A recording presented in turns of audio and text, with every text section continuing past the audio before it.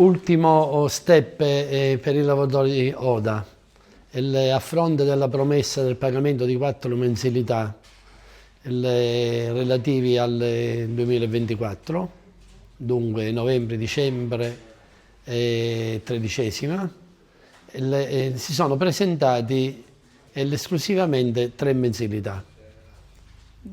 Nel frattempo si maturava la 7ª mensilità. 7 meno 3 ne rimangono 4.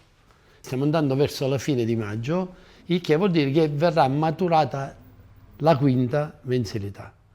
Dico questo perché in questa dinamica che per il commissario straordinario dell'ODA, straordinario per modo di dire, visto che è 8 anni che è all'ODA, questo tira e molla, non fa altro che continuare in maniera esagerata, esasperata, a complicare la vita economica delle lavoratrici, dei lavoratori e delle loro relative famiglie.